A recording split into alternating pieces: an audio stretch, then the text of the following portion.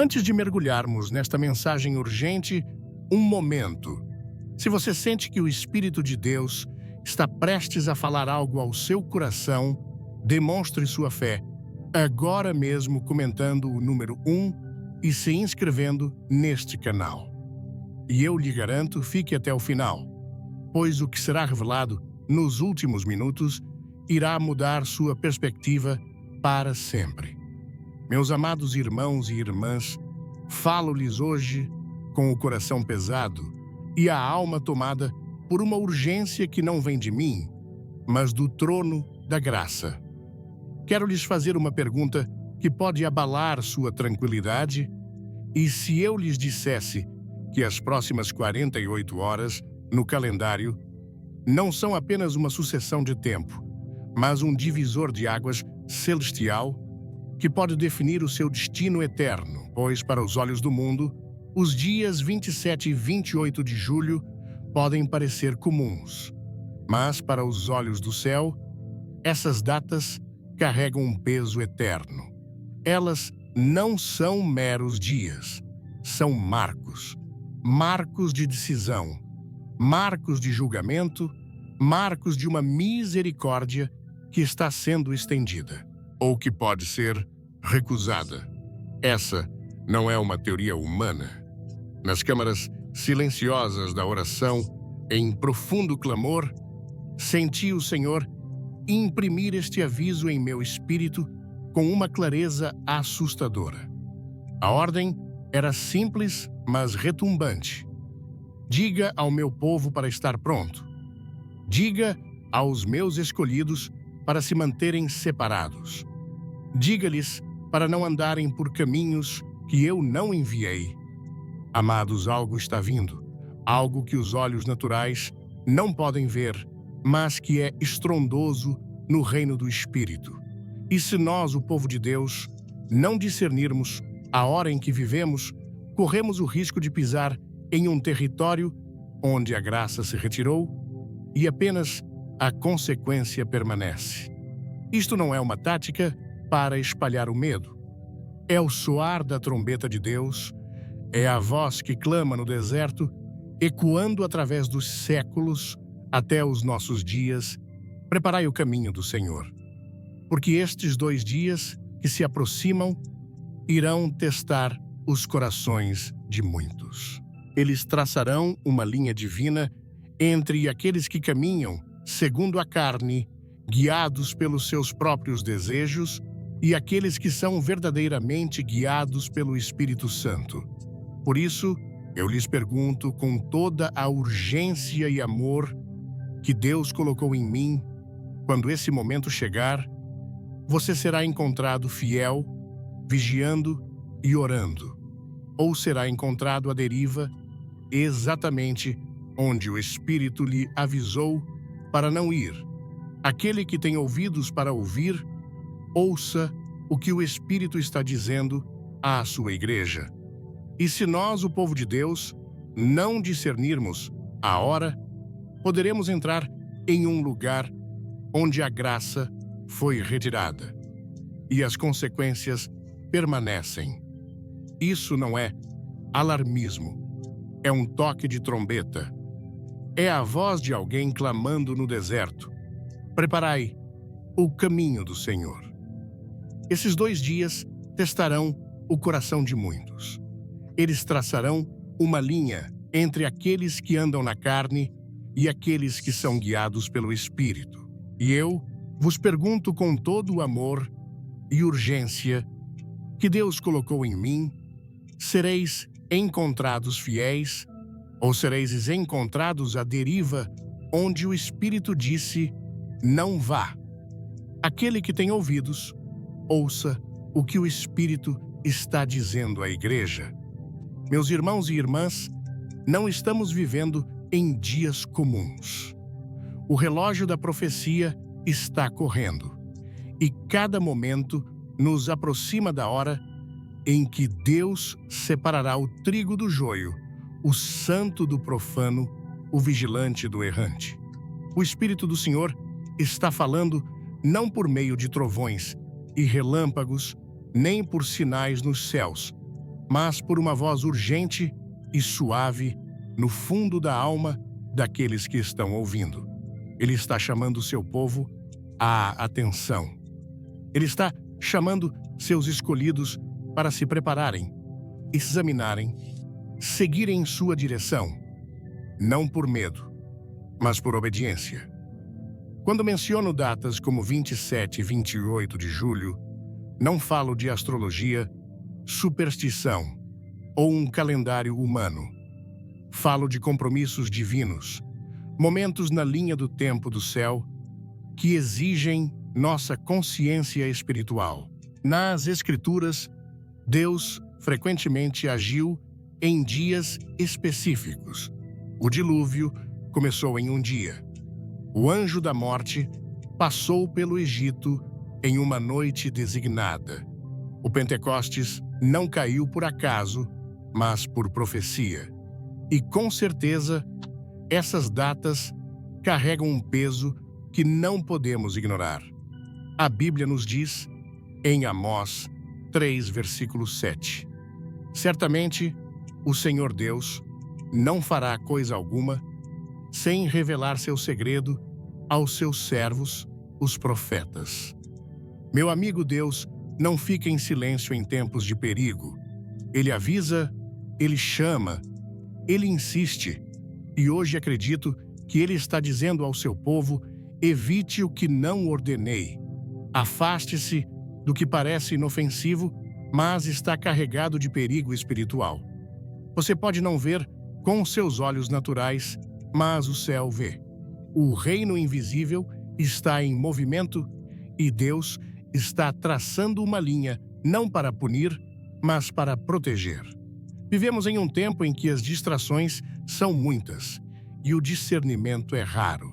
Mas a verdadeira igreja, o remanescente e os escolhidos, os santos comprados pelo sangue de Deus, devem se elevar acima do ruído e ouvir o sussurro do Espírito Santo dizendo: saiam do meio deles e sejam separados. Os dias que virão não serão como os outros. Haverá escolhas feitas nos corações e nos lares. Haverá tentações disfarçadas de oportunidades. E o Senhor está implorando ao seu povo: não pise onde não te enviei, não abra o que não te dei, não ande no caminho dos ímpios. Vamos abrir esta mensagem juntos, caminhar pelas Escrituras e buscar a mente de Cristo. Vamos abrir nossos corações para ouvir o que Deus está dizendo, não apenas por um momento, mas pela eternidade. Antes de começarmos, deixe um comentário com o número 1 e inscreva-se no canal para não perder nenhuma mensagem inspiradora. A primeira coisa que o Espírito de Deus me impressionou para esta hora é esta hora da separação, quando Deus traça uma linha. Chega um tempo em cada geração em que Deus traça uma linha, não com giz no pavimento ou tinta no papel, mas uma linha gravada no espírito do homem. É a linha entre o compromisso e a convicção, entre a luz e as trevas, entre a obediência e a rebelião. E amigos, eu vos digo, com o fogo do Espírito Santo ardendo em minha alma, estamos vivendo em tal tempo agora. Os dias 27 e 28 de julho não são apenas números em um calendário, são marcos no tribunal do céu. Eles significam um momento de separação, onde o Senhor está chamando os seus escolhidos para tomarem seu lugar, não entre as multidões do mundo, mas na companhia sagrada dos separados. Por toda a Escritura, Deus traçou linhas. Em Êxodo 11 e 12, ele traçou uma linha, quando o sangue foi colocado nos umbrais das portas no Egito. Quando eu vir o sangue, passarei por vós, disse Deus. Não foi a força do exército de Israel que os salvou, não foi sua sabedoria, suas tradições ou suas boas ações. Foi o sangue. Foi a obediência à instrução de Deus. Havia uma linha clara. Dentro da casa, marcada pelo sangue, havia segurança. Fora, havia julgamento. E eu pergunto à igreja: estás dentro do lugar da obediência? Ou estás fora da cobertura da vontade de Deus?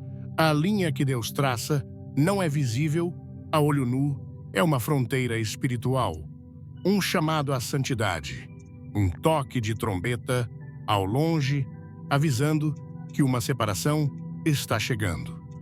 Como foi nos dias de Noé, disse Jesus em Mateus 24, versículos 37 a 39.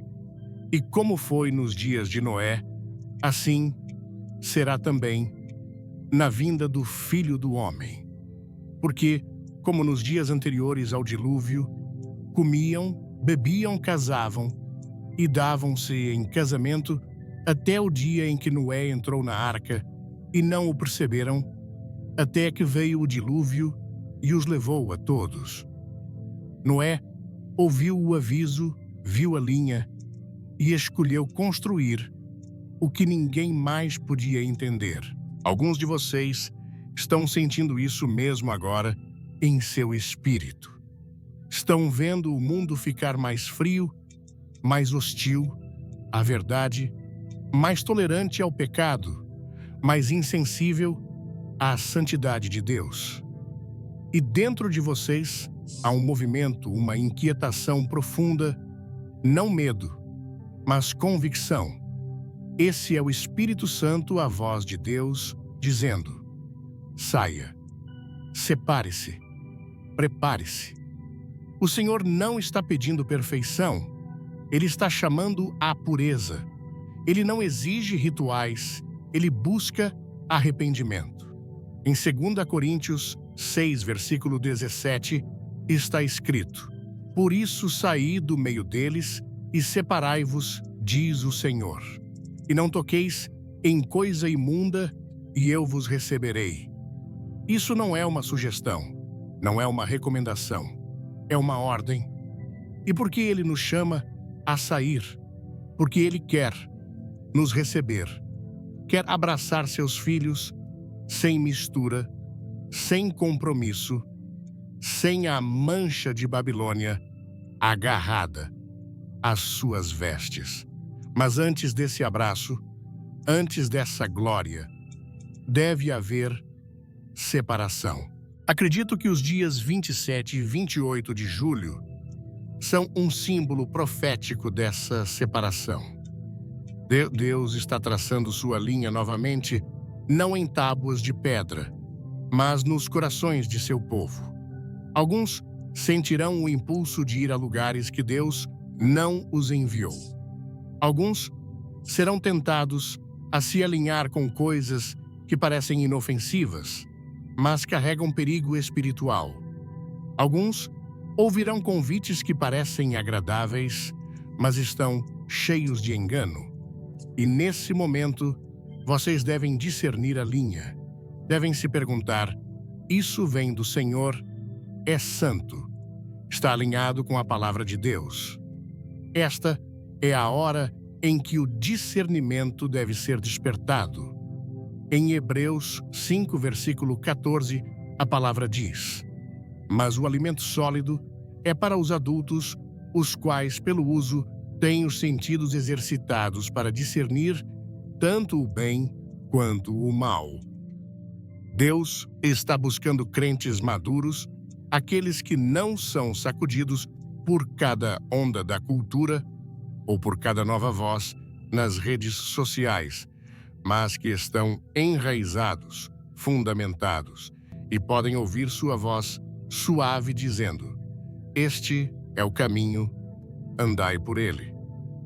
E amigos, isso não é apenas sobre evitar o pecado, é sobre entrar no chamado. Às vezes, a coisa mais perigosa não é a maldade declarada, é a distração, é a ocupação, é o ruído que nos impede de ouvir Deus. O inimigo nem sempre vem com um forcado. Às vezes, ele vem com uma agenda. Às vezes, com uma falsa oportunidade. E se não formos sensíveis ao Espírito, passaremos pela linha que Deus traçou, pensando que estamos fazendo sua vontade, quando, na verdade, entramos na desobediência. É por isso que a Bíblia nos implora em Romanos 13, versículo 11, e isso sabendo o tempo que já é hora de despertarmos do sono, porque a nossa salvação está agora mais perto do que quando cremos. Igreja, este não é o momento para o sono espiritual, não é o momento para uma fé morna ou uma devoção pela metade. O Senhor está chamando seu povo para despertar, para se levantar, para cruzar essa linha, não com medo, mas com fé. Ele se está chamando seus escolhidos para tomarem sua posição, não com o mundo, mas com a palavra.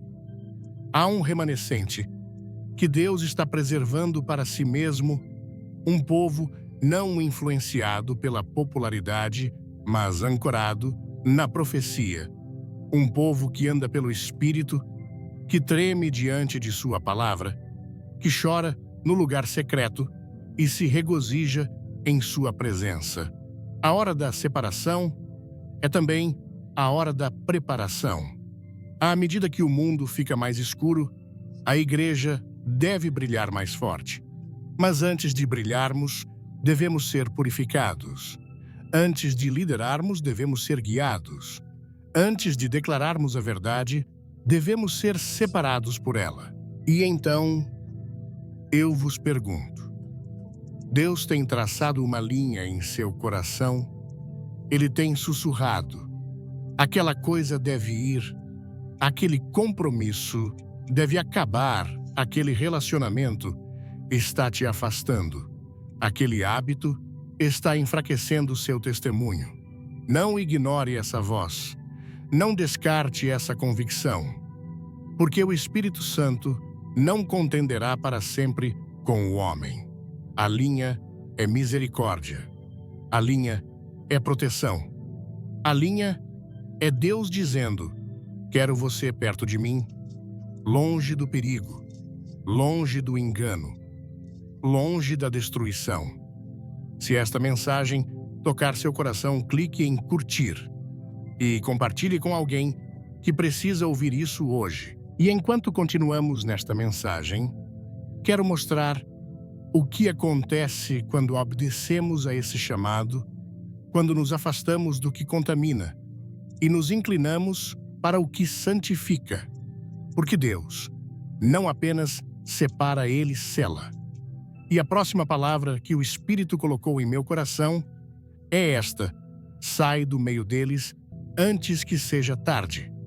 Há um movimento nos céus, há uma sacudida no Espírito. E acredito, meus queridos irmãos e irmãs, que Deus está chamando seu povo a sair. Não amanhã, não na próxima semana, não quando for conveniente, mas agora. Sai do meio deles, clama o Espírito. Sai da mistura do compromisso, da mornidão que rastejou para dentro da casa de Deus como uma serpente silenciosa. Sai do espírito deste mundo antes que seja tarde. Paulo escreve em 2 Coríntios 6, versículo 17. Por isso saí do meio deles e separai-vos, diz o Senhor. E não toqueis em coisa imunda, e eu vos receberei. Isso não é um convite passivo, é uma convocação divina. É o alarme do céu tocando nos ouvidos dos escolhidos. É Deus implorando aos seus amados para fugirem do que contamina antes que o julgamento caia. Vivemos numa hora de linhas borradas. A santidade foi substituída por exaltação. A verdade foi trocada por tendências. E muitos que reivindicam o nome de Jesus tornaram-se confortáveis demais sentados à mesa do mundo. Mas, amigo, você não pode jantar com o diabo e beber do cálice do Senhor. Você não pode andar no fogo do chamado de Deus enquanto entretém o frio do compromisso. Deus está chamando você à separação, não porque Ele quer puni-lo, mas porque Ele quer preservá-lo. Pense em Ló. Em Gênesis 19, os anjos vieram a Sodoma com uma mensagem. Não um aviso casual, mas um grito desesperado. Escapa por tua vida. Não olhes para trás, nem pares em toda a planície. Escapa para o monte, para que não sejas consumido. Ló hesitou, sua alma havia se enredado com os confortos de uma cidade perversa. Mas mesmo assim, na misericórdia de Deus, os anjos o tomaram pela mão e o puxaram para fora. Por quê? Porque a destruição estava chegando, porque o fogo estava preparado e apenas aqueles que responderam ao chamado seriam salvos. Acredito que os dias 27 e 28 de julho não são dias comuns. São simbólicos de uma janela espiritual, dias em que o Senhor vai peneirar corações, sacudir fundamentos e testar lealdades. Ele está traçando uma linha divisória entre a multidão e os consagrados, entre os fingidores e os preparados.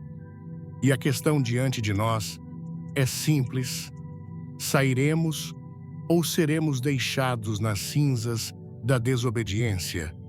Essa separação não é apenas física, é espiritual.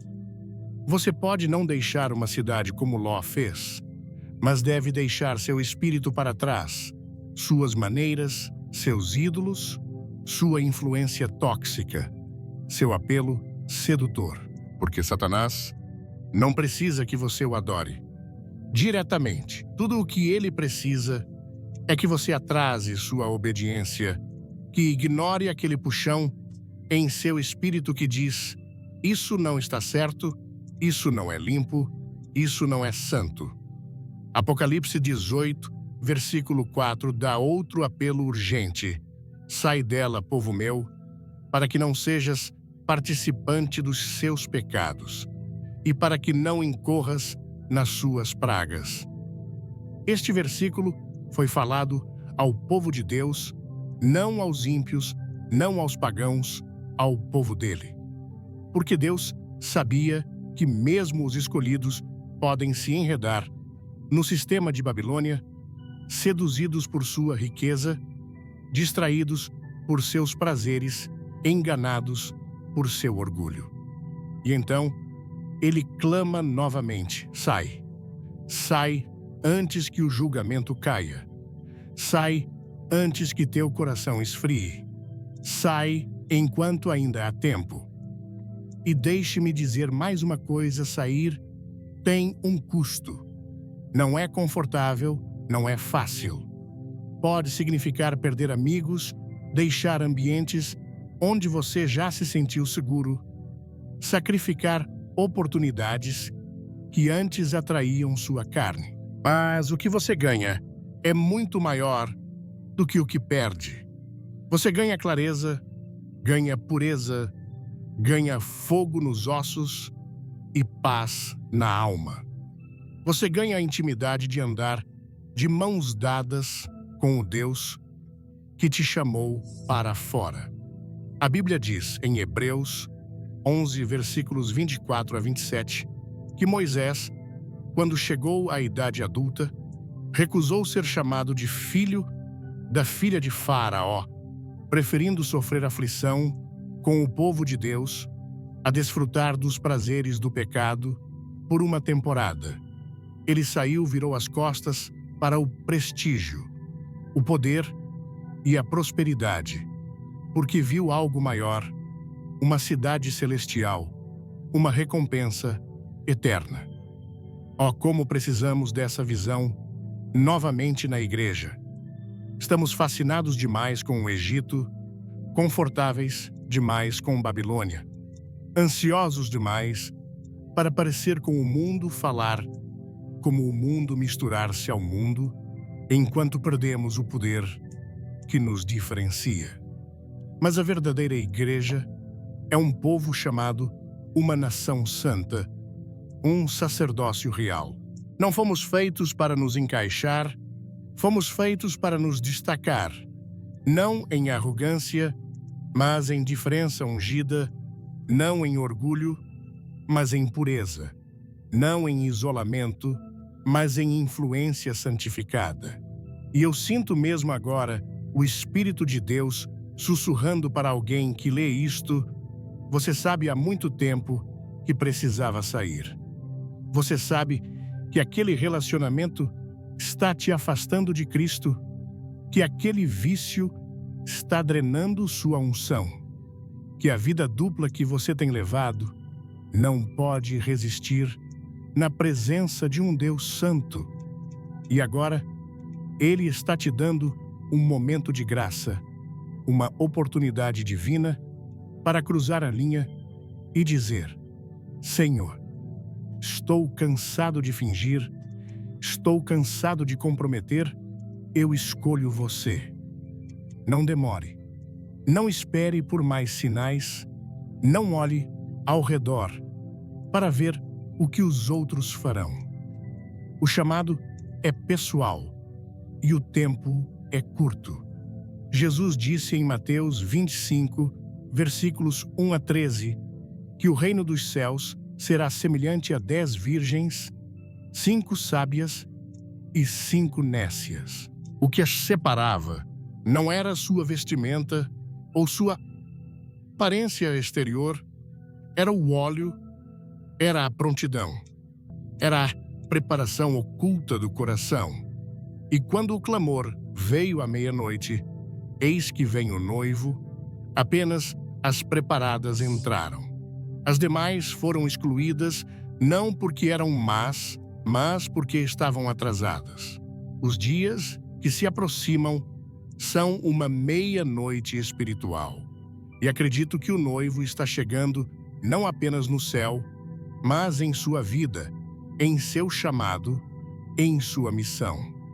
E ele está vindo para aqueles que estão prontos, para aqueles que ouviram o aviso, para aqueles que recusaram se misturar com a multidão e escolheram, em vez disso, serem separados. Fique até o final do vídeo, pois há uma revelação especial esperando por você. Inscreva-se agora. Enquanto continuamos, eu vos exorto, não apenas saiam, permaneçam fora. Não apenas comecem a jornada de arrependimento, caminhem até o fim. Porque há mais nesse chamado.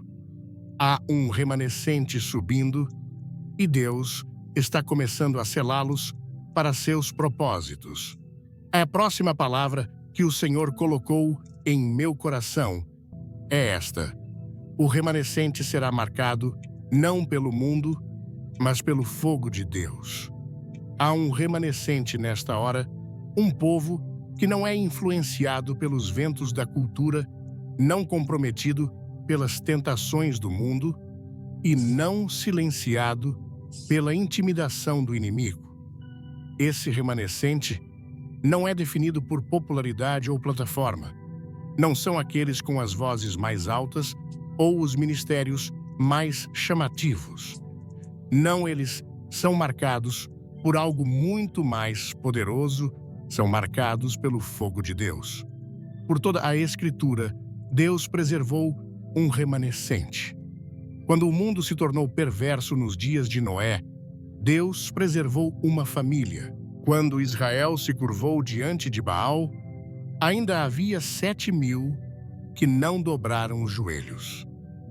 E nestes últimos dias, amados, acredito com todo o meu coração que Deus está mais uma vez separando e selando um povo, um remanescente não definido pela frequência à igreja, mas pela consagração, não marcado pela aprovação do homem, mas pela unção do céu, não entretido pelas coisas do mundo, mas consumido pela santidade de Deus.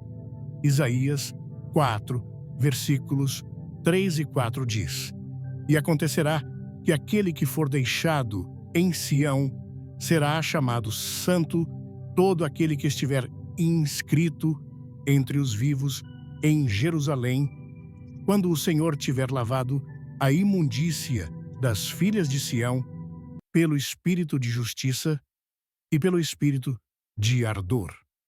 Você captou isso? A marca do remanescente é a santidade.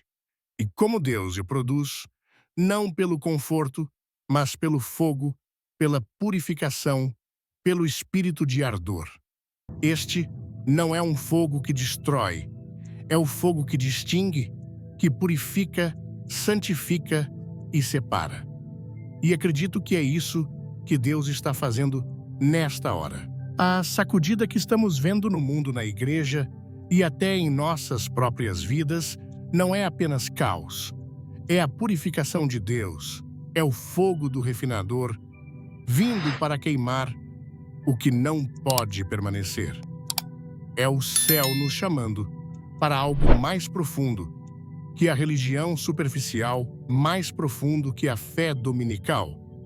Deus está preparando um povo que não se curvará nos dias de pressão, que não desfalecerá nos dias de prova e que brilhará como estrelas numa geração perversa e corrupta.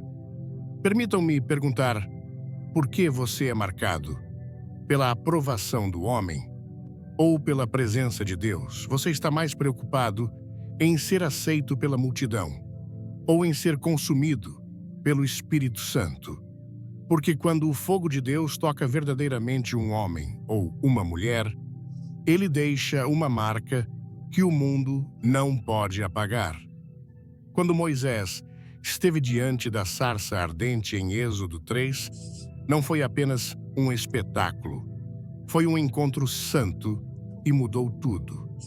Deus disse: tira as sandálias dos pés, porque o lugar em que estás é terra santa. O fogo exigia reverência. O fogo separava Moisés do comum e o lançava no propósito divino. Isso é o que o fogo de Deus faz. Ele perturba seu conforto e acende seu chamado. Precisamos desse fogo novamente. Igreja, precisamos dele em nossos púlpitos e em nossos lares, em nossos quartos de oração e em nossas plataformas. Não precisamos de mais celebridades na igreja. Precisamos de vasos consagrados. Não precisamos de mais aplausos. Precisamos de mais unção. Não precisamos de mais estratégias. Precisamos de mais rendição. E a única maneira de isso acontecer é pelo fogo, fogo santo, fogo purificador, fogo que queima a carne e ressuscita o espírito.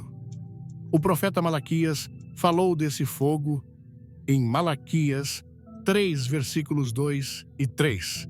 Mas quem suportará o dia da sua vinda e quem subsistirá quando ele aparecer? Porque ele é como o fogo do ourives e purificará os filhos de Levi e os refinará como ouro e como prata, para que ofereçam ao Senhor uma oferta em justiça. Você viu o propósito do fogo? É purificar o sacerdócio, limpar os ministros, os adoradores, os líderes, para que sua oferta seja aceitável. Porque Deus não aceita tudo o que colocamos no altar. Ele busca pureza, ele busca obediência, ele busca um remanescente que será marcado pela chama, não pela fama. Quando o fogo de Pentecostes caiu em Atos 2, ele não caiu sobre o templo, caiu sobre o cenáculo. Não ungiu a elite religiosa, ungiu os famintos.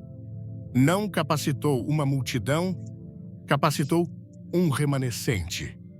Apenas 120 se reuniram naquele dia, embora centenas tivessem visto o Cristo ressuscitado.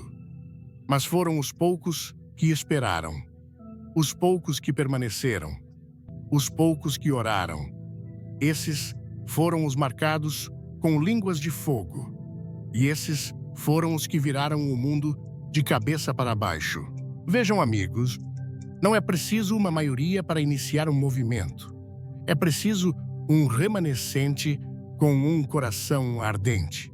Aqueles que estiveram trancados com Deus, que lutaram no lugar secreto, que permitiram que o Espírito Santo arrancasse os ídolos, queimasse as impurezas e os marcasse com o propósito do céu.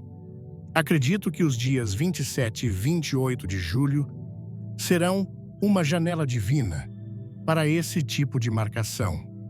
Sinto em meu espírito que Deus estará examinando corações, selando chamados e separando alguns para propósitos dos últimos tempos. Mas o fogo não vem para entretenimento, vem para santificação. Ele exporá as coisas ocultas, traçará uma linha na areia, separará o trigo do joio, a luz das trevas, a verdade do engano. E apenas aqueles que passaram pelo fogo permanecerão. Quer fazer parte desta jornada espiritual? Comente amém e ative o sininho para mais conteúdos abençoados. Permitam-me contar sobre os 3 jovens hebreus, Sadraque, Mesaque e Abednego. Em Daniel 3, quando a música tocou e todo o reino se curvou à imagem de ouro, esses jovens se recusaram a se curvar. E o que aconteceu? Foram jogados numa fornalha ardente. Mas vejam isto, quando o rei olhou para o fogo, ele não viu 3 homens queimando, viu 4 homens caminhando, e o quarto parecia o Filho de Deus. O fogo não os destruiu, revelou quem eles realmente eram. Isso é o que o fogo de Deus fará em sua vida. Ele te testará, mas também testemunhará sobre você.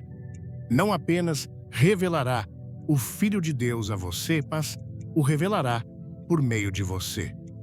É por isso que Pedro disse em 1 Pedro 1, versículo 7, para que a prova da vossa fé, mais preciosa do que o ouro, que perece embora provada pelo fogo, seja achada em louvor, glória e honra na revelação de Jesus Cristo. Então, se você está no fogo, não o despreze, não fuja dele. Agradeça a Deus por ele, porque significa que Deus vê algo em você que vale a pena refinar. Significa que você está sendo marcado não por este mundo, não pelo espírito da era, mas pelo espírito do Deus vivo. E quando você sair do fogo, será como ouro, estará pronto para o que vem a seguir.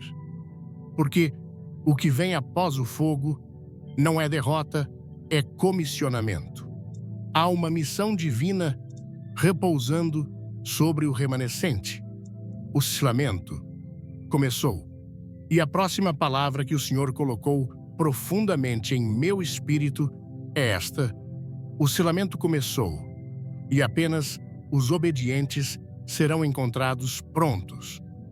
Irmãos e irmãs, após termos visto o fogo refinador que marca o remanescente, após a sacudida que Deus envia para despertar seus escolhidos, vem um chamado solene, um convite urgente que ecoa pelos corredores do céu e ressoa nas câmaras de cada coração humano. Arrependei-vos, porque o reino de Deus está próximo. Este não é apenas um clamor antigo dos profetas, ou a voz de João Batista clamando no deserto. É uma convocação divina para nós hoje, nesta mesma hora. Os dias de complacência acabaram, o tempo para uma fé morna e uma devoção pela metade passou. A trombeta soa e o chamado ao arrependimento perfura o silêncio com clareza penetrante. Ouçam atentamente as palavras do Senhor por meio do profeta Joel, uma palavra que arde como fogo nas páginas da Escritura. Ainda agora, diz o Senhor, convertei-vos a mim de todo o vosso coração, com jejum, com choro e com pranto. Joel 2, versículo 12. Notem a urgência na frase, ainda agora. Deus está estendendo sua mão, mesmo na 11ª hora. Não importa o quão longe você tenha vagado, não importa quão profunda seja a mancha do pecado, sua misericórdia ainda está alcançando você. Mas, amados, é uma misericórdia que exige resposta, uma misericórdia que requer humildade. A humildade, essa joia preciosa e rara, é o fundamento do verdadeiro arrependimento. É a chave que abre as portas do céu e afasta a ira de Deus. Os orgulhosos tropeçarão, mas os humildes serão exaltados. Tiago 4, versículo 6 nos lembra: Deus resiste aos soberbos, mas dá graça aos humildes. Os orgulhosos se apegam ao seu pecado, à sua autocomplacência, às suas ilusões de controle. Os humildes se curvam diante do trono da graça e dizem: Senhor, estou quebrado, estou perdido sem ti. Essa é a postura que Deus busca o coração que confessa e se afasta. A urgência de se arrepender agora é intensificada pela realidade dos tempos em que vivemos. Estamos à beira do cumprimento profético e os dias à frente testarão a fé de todo crente. O apóstolo Paulo alertou Timóteo: sabe, porém, isto que nos últimos dias sobrevirão tempos trabalhosos. 2 Timóteo 3, versículo 1. Estamos vivendo de fato em tempos perigosos, tempos de decadência moral, engano e escuridão espiritual. No entanto, mesmo nestes dias, Deus oferece um caminho de luz, o arrependimento. Mas o arrependimento não é apenas tristeza pelo pecado, é uma virada radical, uma mudança completa de direção. Não basta sentir culpa ou remorso. O verdadeiro arrependimento é uma ruptura decisiva com o passado e uma busca apaixonada pela justiça. Significa abandonar velhos hábitos, rejeitar as mentiras do inimigo e abraçar os caminhos de Deus. Significa permanecer firme em sua palavra, obedecer aos seus mandamentos e andar em santidade. Significa preparar seu coração como um santuário para o Espírito de Deus. O arrependimento é preparação. Da mesma forma que Noé construiu a arca em obediência e aviso, preparando-se para o dilúvio que viria assim, também devemos preparar nossas almas para os dias que virão.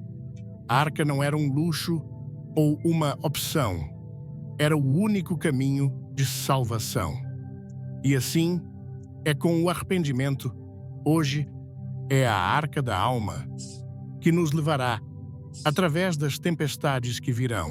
Sei que pode haver muitos aqui que hesitaram, temeram ou se sentiram envergonhados de se arrependerem completamente. Vocês podem estar lutando contra dúvidas, vergonha ou o peso da culpa. Mas ouçam-me quando digo a misericórdia de Deus é maior que seus fracassos. Salmos 86, versículo 5, declara: Pois tu, Senhor, és bom, e perdoador abundante em benignidade para com todos os que te invocam. Seus braços estão abertos prontos para receber o pródigo, prontos para curar o coração quebrantado, prontos para restaurar o arrependido. Mas não demorem, não endureçam seus corações, porque a Escritura é clara. Hoje, se ouvirdes a sua voz, não endureçais os vossos corações. Hebreus 3, versículo 15. O coração que se recusa a se arrepender endurece como pedra impermeável ao sussurro gentil do espírito surdo à voz de Deus, e as consequências são graves. Jesus advertiu em Mateus 12, versículos 36 e 37. Digo-vos que de toda palavra ociosa que os homens proferirem dela, darão conta no dia do juízo. Porque pelas tuas palavras serás justificado e pelas tuas palavras serás condenado. O julgamento começa pela casa de Deus e apenas aqueles que se arrependeram e se prepararam permanecerão. Não apenas assista, mas haja.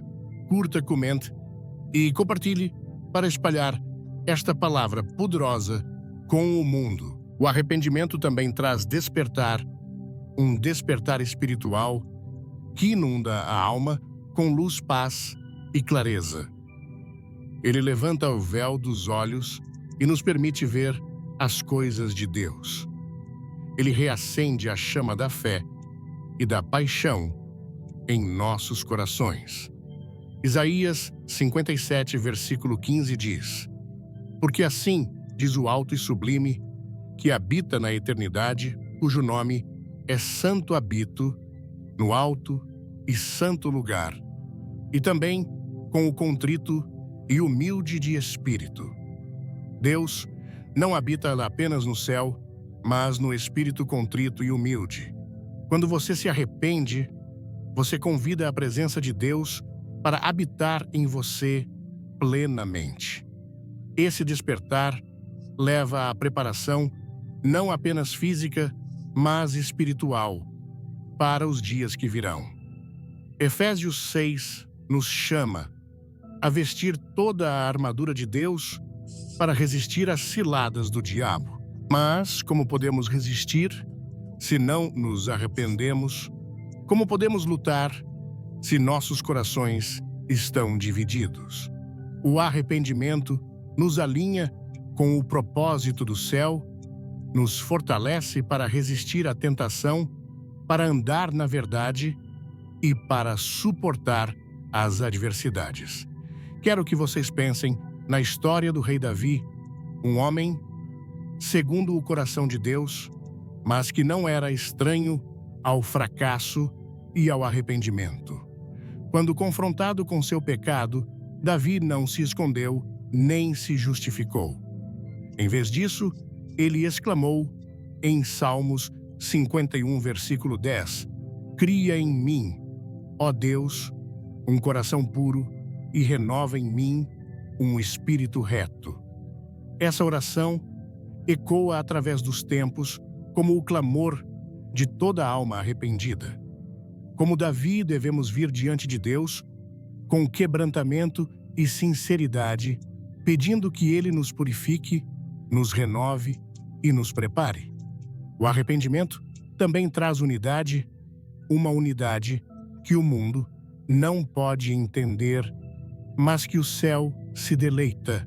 À medida que nos humilhamos e nos voltamos para Deus, as paredes de divisão caem. A igreja não é mais fragmentada por orgulho, ambição egoísta ou amargura. Tornamo-nos um só corpo unidos em propósito e amor, brilhando como uma cidade sobre um monte. A hora de provar a fé. Amigos, os dias 27 e 28 de julho são mais que datas no calendário, são uma convocação divina para despertar, arrepender-se e preparar-se. A hora é tardia, mas a misericórdia de Deus ainda flui. A porta está aberta, mas não permanecerá assim para sempre. Responderás ao chamado, humilhar-te-ás e buscarás a face dele. Deixarás de lado teu orgulho e andarás em santidade. Este é o momento de ouvir a voz do pastor, de seguir sua liderança e de preparar teu coração como um lugar santo de habitação. Os dias à frente exigirão uma fé como nunca antes, mas o Senhor promete estar com seu povo, promete guiar, proteger e fortalecer. Então, despertemos do sono espiritual. Arrependamo-nos com todo o nosso coração. Preparemo-nos para as grandes obras que Deus está prestes a realizar. Para os escolhidos, os fiéis e os humildes, a esperança e vitória. E a glória que segue a tempestade brilhará mais forte que a noite mais escura. Tendo enfrentado o chamado ao arrependimento e à preparação, agora adentramos uma verdade que toda alma escolhida deve abraçar. Nestes tempos perigosos, a hora de provar a fé está sobre nós. E o Senhor nos chama a permanecer firmes na fé e inabaláveis pelas tempestades que rugem ao nosso redor. As provações que estão por vir não são ameaças distantes, estão batendo à porta de nossas vidas, exigindo uma resposta dos filhos de Deus.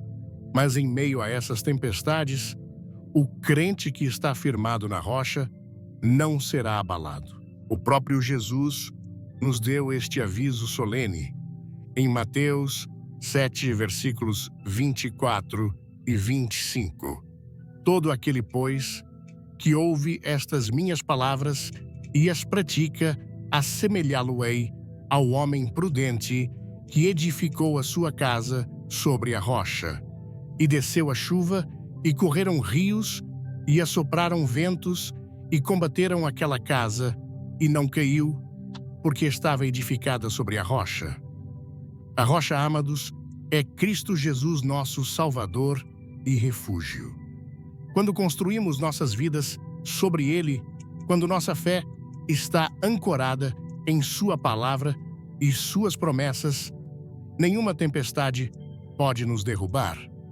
No entanto, permanecer firme não é algo pequeno. É uma batalha diária, uma guerra espiritual que testa o cerne de nosso ser.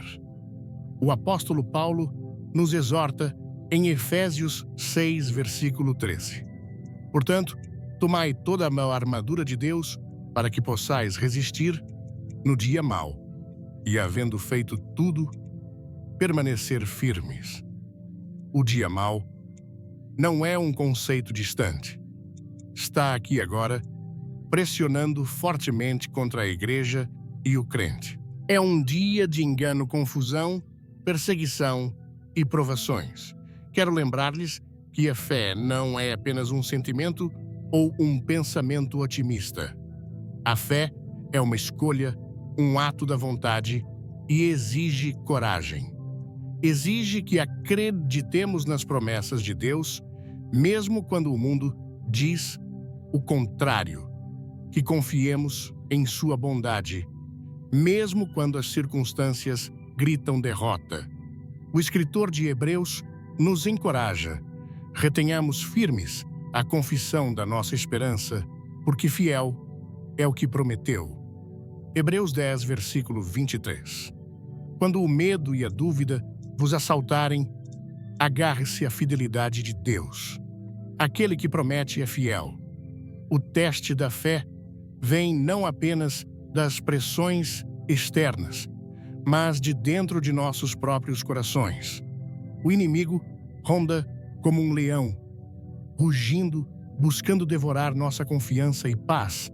Ele sussurra mentiras de abandono, fracasso e derrota. Mas Jesus está como nosso defensor, nosso advogado, perante o Pai. Ele promete: não te deixarei, nem te desampararei. Hebreus 13, versículo 5. Quando a tempestade é mais feroz, ele está mais próximo. Tomem coragem do exemplo da igreja primitiva no livro de Atos. Eles enfrentaram perseguição, prisão e até morte. Ainda assim, permaneceram firmes. Atos 5, versículo 41 nos diz: eles, pois, se retiraram da presença do conselho, regozijando-se de serem julgados, dignos de sofrer afronta pelo nome de Jesus. Sua alegria vinha da certeza de que sua fé não era em vão, que seus sofrimentos estavam produzindo glória. Vocês podem perguntar: como posso permanecer firme quando minha fé é fraca? Como posso suportar quando minha força vacila? A resposta está na comunhão diária com Deus. O mesmo Jesus que acalmou a tempestade também nos chama a permanecer nele. João 15, versículo 5 diz: sem mim nada podeis fazer. Oração, leitura da palavra, adoração. Essas são as cordas de salvação que nos sustentam. Devemos permanecer conectados à videira, extraindo força e nutrição para a batalha. Há também poder na comunhão dos crentes. A igreja não é um edifício, mas um corpo, uma família viva e pulsante que se apoia, encoraja e ora uns pelos outros. Eclesiastes 4, versículo 12, nos lembra: o cordão de 3 dobras não se rompe facilmente. Na unidade, encontramos força para permanecer, perseverar e vencer. Mas permanecer firme exige santidade. O inimigo não pode quebrar um coração totalmente rendido a Deus. Salmos 1, versículos 1 a 3 declara: bem-aventurado o homem que não anda segundo o conselho dos ímpios, mas tem o seu prazer na lei do Senhor, e na sua lei medita de dia e de noite.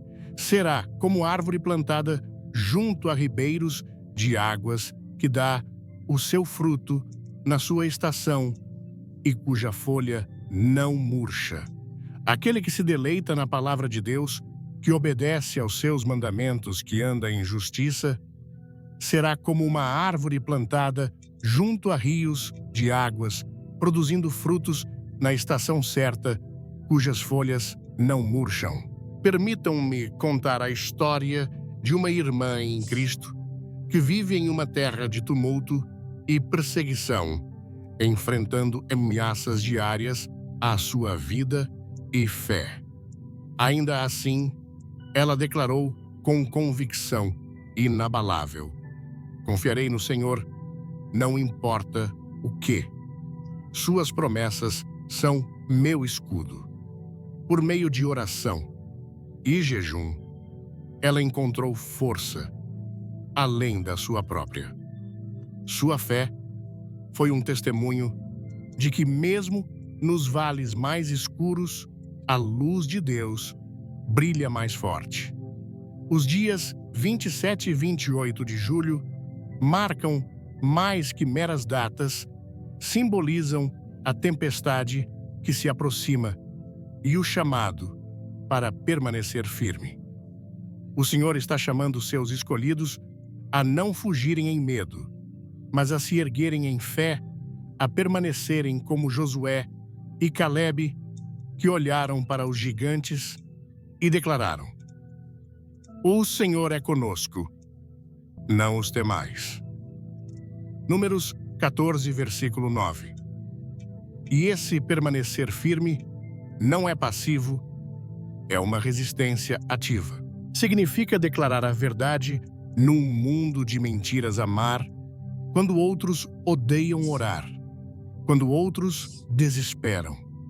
Brilhar a luz de Cristo nos lugares mais escuros. O Senhor nos equipou com a espada do Espírito, que é a palavra de Deus, e o escudo da fé. Somos soldados em seu exército, chamados a marchar adiante com coragem. O inimigo buscará abalar vossa fé, semear dúvida e divisão. Mas lembrem-se, maior é o que está em vós do que o que está no mundo. 1 João 4, versículo 4. A vitória já está ganha. No entanto, devemos permanecer firmes até o fim. Jesus disse: aquele que perseverar até o fim, esse será salvo. Mateus 24, versículo 13.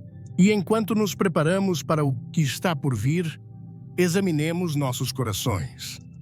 Estamos firmados na rocha ou oscilando com cada vento? Estamos enraizados profundamente na palavra ou apenas nos segurando? Estamos unidos na fé ou divididos pelo medo? O momento de fortalecer nossa resolução é agora. O momento de vestir toda a tua armadura de Deus é agora. O momento de permanecer firme na tempestade é agora. E enquanto permanecemos firmes, também nos preparando nossos corações, nossas mentes, nossos espíritos para a vitória gloriosa que aguarda os fiéis.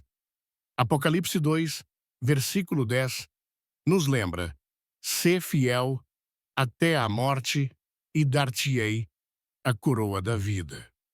A coroa é para aqueles que perseveram, que mantêm a fé, que se seguram firme apesar das tempestades. Amados, os dias à frente testarão o metal de cada crente. Mas aqueles que permanecerem firmes na fé, que se arrependerem e se prepararem com todo o coração, verão a mão de Deus mover-se poderosamente. Eles serão a luz na escuridão, o sal da terra, as testemunhas de um Salvador ressuscitado. Então, levemos este chamado a sério. Levantemo-nos com coragem, com ousadia e com fé inabalável. O Senhor está chamando seus escolhidos para permanecerem firmes na tempestade e a vitória é certa. Meus amados amigos, meus queridos irmãos e irmãs em Cristo, ouçam-me agora, como se a própria voz de Deus estivesse falando diretamente ao santuário do seu coração. Chegamos ao final desta jornada, mas, na verdade, estamos apenas no início da decisão mais crucial de nossas vidas. Nós viajamos juntos através de advertências que foram erguidas no altar das Escrituras. Ouvimos um chamado à santidade que ressoou de forma clara e poderosa. A mensagem foi entregue, o aviso foi dado. Relembrem o que o Espírito nos revelou. As datas que se aproximam, 27 e 28 de julho, não são meros acidentes no calendário. Elas se erguem diante de nós como marcos no tempo, como sinais divinos, momentos que não devem ser ignorados, mas abraçados com um temor reverente. Vimos que o Senhor, em sua infinita misericórdia, nos falou através de seus profetas, através de sua palavra imutável e, mais intimamente, através do Espírito que se agita dentro de nós.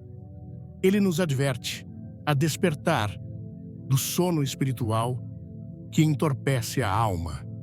Ele nos implora para nos arrependermos com corações quebrantados e genuínos. Ele nos ordena a nos prepararmos com uma diligência santa como virgens prudentes que guardam seu azeite. Ele nos conclama a permanecer firmes na fé, como uma casa construída sobre a rocha inabalável em meio à tempestade que se avizinha. Esta, meus amigos, não é uma mensagem comum entre tantas outras.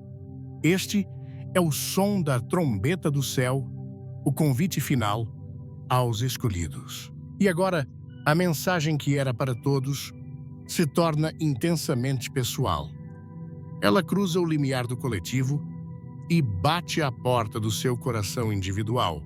A pergunta não é mais o que a igreja fará, mas o que você fará. A questão não é se o mundo está pronto, mas se você está pronto.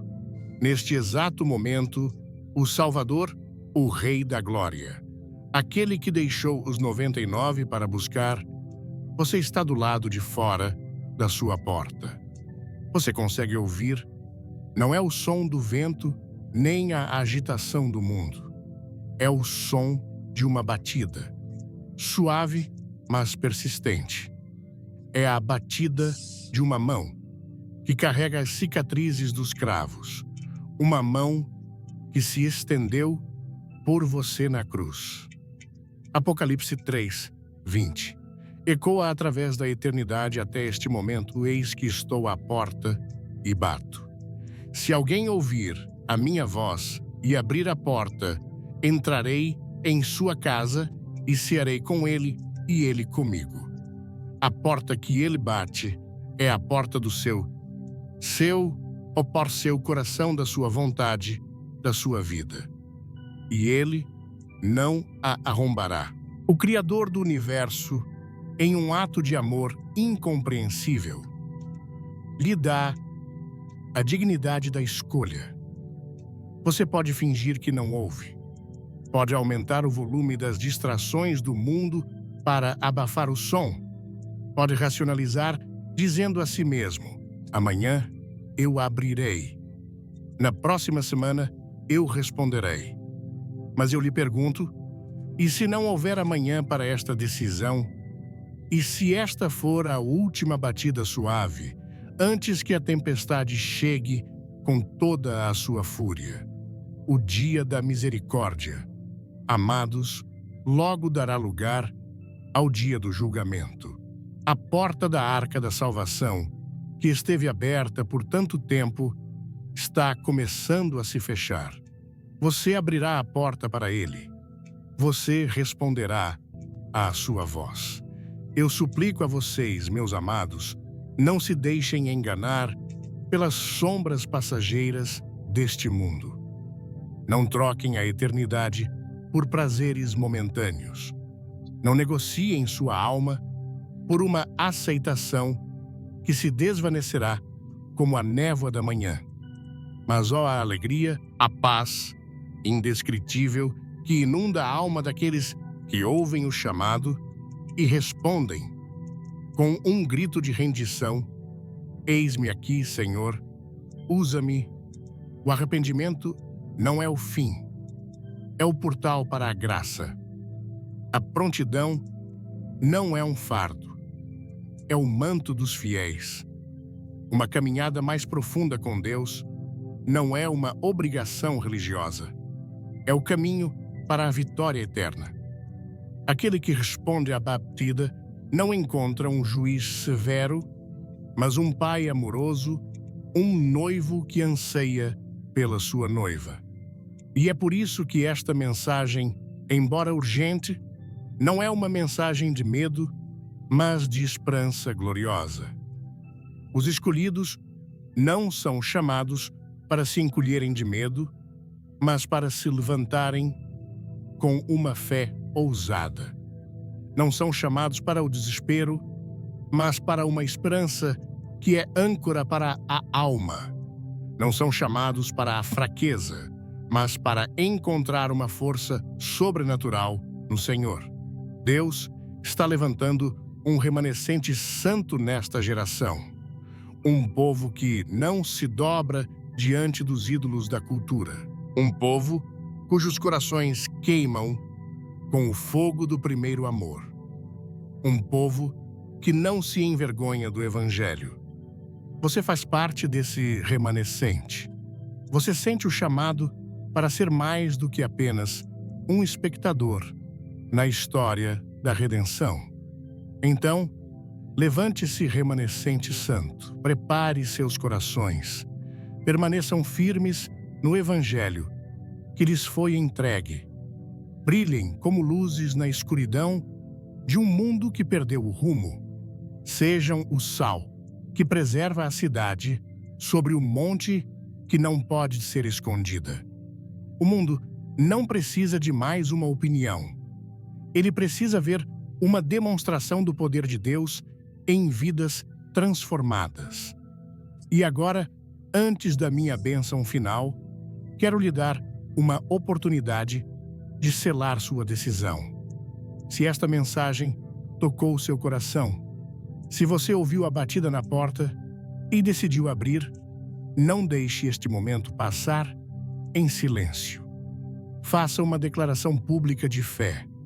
Vá até a seção de comentários agora mesmo e escreva com ousadia: eu abro a porta para Cristo.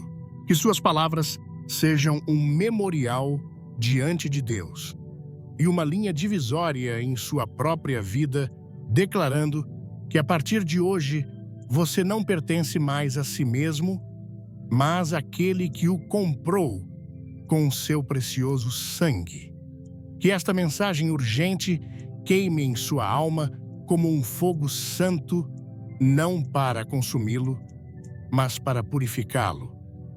Que você seja encontrado pronto e vigilante quando a trombeta soar. E que a graça incompreensível de nosso Senhor Jesus Cristo, o amor incondicional de Deus Pai e a doce e poderosa comunhão do Espírito Santo estejam sobre você, sua casa e sua vida, não apenas hoje, mas agora e para todo o sempre. Amém.